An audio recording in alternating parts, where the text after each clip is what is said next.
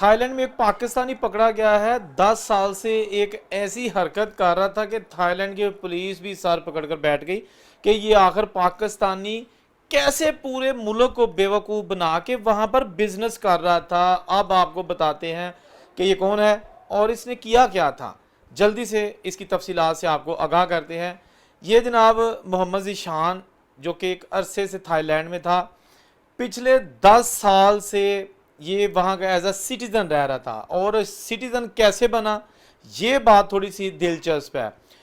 Thailand में एक आदमी जिसको ये शायद जानता था जैसे भी है, वो आज से तकरीबन कोई 12 साल पहले 11 साल पहले मर जाता है। ये उसकी फैमिली को जानता है। उसकी फैमिली, थाई मैन की फैमिली जो है ना, वो नहीं बताती कौंसल वालों को कि हमारा बंदा इस दुनिया से चला गया है। जैसे कि होता है ना कि कौंसल वालों या जिसका कोई भी अदारा है उसको बताना पड़ता है ताकि उसके जो डॉक्यूमेंट्स है, आईडी कार्ड वगैरह हैं, पासपोर्ट्स हैं, उनको गवर्नमेंट कैंसिल कर देती है कि जी ये बंदा अब इस दुनिया में नहीं है, तो इसके डॉक्यूमेंट्स को इस्तेमाल ना कर सके।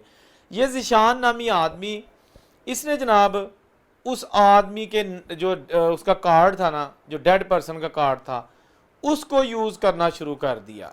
10 साल तक उसने उस थाई सिटीज़न का कार्ड इस्तेमाल किया। ये इलीगल था बेसिकली वहाँ पे।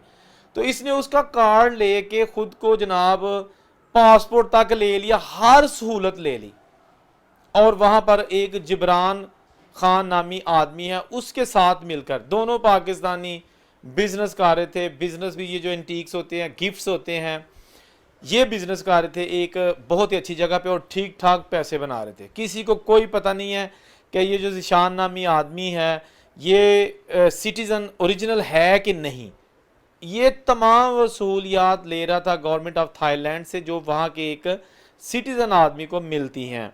चंगा पुद्दू लगा है। अगे सुनियो, इसने जनाब लोन और जितनी भी चीज़ें हैं ना वो सारी हथियारी और तकरीबन 100 बार से ज़ायद मरतबा इसने इंटरनेशनल टूर किए एज आ थाई सिटीज़न, थाईलैंड के पासपोर्ट पर। और तरीका वही कि जाली, यानी कि एक सारा प्रोसेस इसने किया हुआ था। मैं आपको ये बता दूं कि दिमाग आप चेक करें।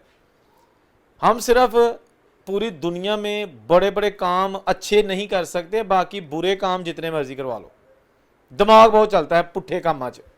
उसके बाद ये हुआ कि ये जो काम कर रहा था जिब्रान के साथ, बहरहाल किसी तरीके से इनकी किसी ने शिकायत लगा दी, पुलिस इसके स्टोर पर आ गई, पूरे अदारे मुतहरक हो गए, एजेंसीज, ये सारा ग्रुप आ गया। उन्होंने आके सारा कुछ चेक किया, इसको घर लेके गए। घर में जाके इसकी तलाशी ली गई तो तमाम शवाहद मिल गए जिसकी वजह से ये साबित हो सकता था कि ये बंदा जाली तरीके से गवर्नमेंट को बेवकूफ़ बनाते हुए यहाँ पर रह रहा है। इसको अरेस्ट कर लिया गया। इसके खिलाफ बहुत सारे चार्जेस लगा दिए गए कि इसने किस तरह धोखा दिया है, जाली डॉक्यूमेंट्स बनाए हैं, फेक आईडी कार्ड है, मतलब बहुत सारे इस पर जो है ना वो जुर्म लगा के उन्होंने अब इसको पुलिस के हवाले कर दिया है।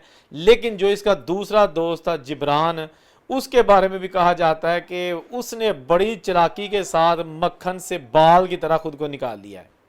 हालांकि उसके पास भी बहुत सारी ऐसी चीज़ें हैं कि अगर पुलिस इन्वेस्टिगेशन करे तो वो भी निकल सकती हैं। लेकिन जिब्रान जो है ना वो बड़ी चालाकी के साथ फ़िलहाल तो बचा हुआ है। ज़ीशान जो है ना इसको रगड़ा खूब मिलने वाला है। अभी इसकी सज़ा तो तयन नहीं किया जा सका क्योंकि ये 24 अप्रैल का अभी वाक़या है। रिसेंटली पूरे सोशल मीडिया और मेन स्ट्रीम मीडिया जो थाईलैंड का है वहाँ पर जनाब इस पाकिस्तानी ने खूब अपना और अपने मुल्क का नाम रोशन किया है। फिटे मुँह करो इन्होंने लोगों का जिनके पास कुछ अच्छा करने को नहीं, बुरा करने को बहुत है। फिर मुझे कुछ लोग देखने वाले कहते हैं कि भाजी तुसी पाकिस्तानियों के ऐब चुन चुन के सानू दिखाते हो। और भाई क्या करें, अगर एक अच्छा आदमी काम कर रहा है उसको भी हम दिखाते हैं, लेकिन जो बुरा कर रहा है उसको बेनकाब करना दोस्तों बड़ा ज़रूरी है। क्यों ज़रूरी है? इसलिए ज़रूरी है कि ये जो ओवरसीज़ पाकिस्तानी है ना, किसी भी मुल्क में मेरी वीडियोस देख रहे हैं, भाई आप मेहनत कर सकते हो, आप हक हलाल की रोज़ी कमा सकते हो, सुबह काम पे निकलते हो, कोई भी आपकी जॉब है, मैं सैल्यूट करता हूँ। और शाम को थक हार के गंदे कपड़ों के साथ जब आप अपने घर में आते हो तो उस वक्त तक आपके चेहरे पे नूर होता है क्योंकि आप मेहनत करके आते हो। तो जब آپ محنت کر سکتے ہو, میں محنت کر سکتا ہوں, تو ایسے لوگ جینوئن طریقے سے محنت کیوں نہیں کر سکتے, جینوئن طریقے سے پیپرز کیوں نہیں لیتے؟ آپ لوگ اگر ملک کا نام روشن کر رہے ہو ایز اوورسیز پاکستانی, پاکستان میں ریمیٹنس بھیج رہے ہو, اپنی فیملی کو سپورٹ کر رہے ہو, اپنی مشکلات کو بلا چکے ہو, لیکن آپ حق حلال کما رہے ہو, تو یہ لوگ کیوں شارٹ کٹ تلاش کرتے ہیں کہ کسی طریقے سے راتوں رات سارے کو پیسہ آ جائے, ڈاکومنٹس آ جائے, پاسپورٹ بھی آ جائے, سارا کچھ آ جائے. ہم تو دعا ہی کر سکتے ہیں ایسے لوگوں کے لیے. ابھی تھوڑے دن پہلے ایک تھائی لینڈ میں آدمی تھا, پاکستانی نوجوان تھا, اس نے جناب ایک تھائی لینڈ کی لڑکی پھنسائی ہوئی تھی اور اس کے ساتھ رہتا تھا اور کھاتا پیتا سب کچھ کرتا. اس کے بعد جناب کہا جا رہا ہے کہ اس نے جناب اس کو ڈاکومنٹس کے لیے, جس طرح ہوتا ہے کہ عام ملکوں میں لڑکی پھنسانے کا مقصد یہی ہوتا ہے کہ یہ میرے پیپر بنوا دے گی, شادی کر لے گی یا اسپانسرشپ کر دے گی, کچھ ایسا ہی اس کے ذہن میں بھی تھا. اس نے بھی بڑی کوشش کی لیکن ان کا بریک اپ ہو گیا, وہ لڑکی نہیں مانی, بریک اپ ہو گیا. لیکن بریک اپ ہونے کے بعد پھر اصل جنگ شروع ہوتی ہے. بعض کیسز میں تو ایک دوسرے کے خلاف جو ہے نا وہ محاذ کھول لیا جاتا ہے. تھوڑے لوگ ہوتے ہیں کہ جو بریک اپ ہونے کے بعد باہر کے ملکوں میں کہتے ہیں اچھا بھائی تیرا رہا ہو میرا ہو, اب ہم نہیں ملیں گے, اور واقعی ایسا ہی ہوتا ہے.